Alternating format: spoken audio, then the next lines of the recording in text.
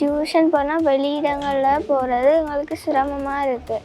இப்படி ஒரு இலவசமாக டியூஷன் இருக்கனால எங்களை கல்வியை மேலும் வளர்த்து கொள்ள முடியதாக இருக்குது. எனது கணவர் கூலி வேலைக்கு செல்கிறார். அதனால் எனக்கு வெளியில் பிள்ளைகளை பெருசாக அனுப்பி படிப்பிக்கிறதுக்கு பெரிய வசதி கிடையாது. அதனால் தோட்டக்காடு இளந்தளிர் இலவச கல்வி நிலையத்துக்கு எனது கடைசி 2 பிள்ளைகள் வந்து போனாங்க. நம்ம 7ஆம் ஆண்டு வரையும் தான் இதில் நடக்கிறபடியா. இந்த மகன் இப்போ 9ஆம் ஆண்டு படிக்கிறபடியா இங்கே வரையில்லாமல் போயிட்டு.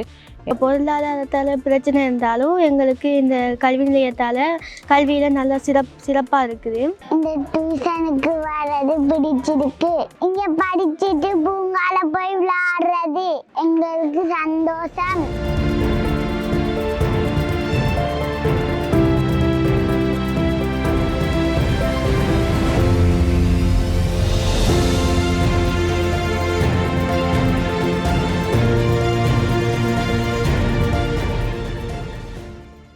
எங்களுக்கு இது கொஞ்சம் பக்கம் மாதிரி. அதில் மன்னார் போகிறேன்னு சொன்னால் பின்னி பெட்ரோல் பிரச்சனை, 2 பேரையும் ஏற்றி இறக்குறது கஷ்டம்.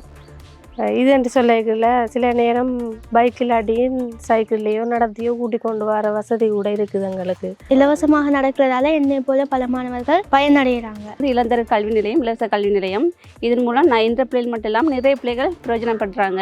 இங்கே படிக்கிற பிள்ளைகள் பெரும்பாலும் நல்ல மார்க் எடுக்கிறாங்க. இப்போ கல்வி மட்டும் நடக்கிறது இல்லாமல் எங்களுக்கு அறநெறியும் இங்கே நடக்குது. எங்களுக்கு கல்வியில் மிகச்சிறந்த ஆற்றலும் கிடைக்கிது.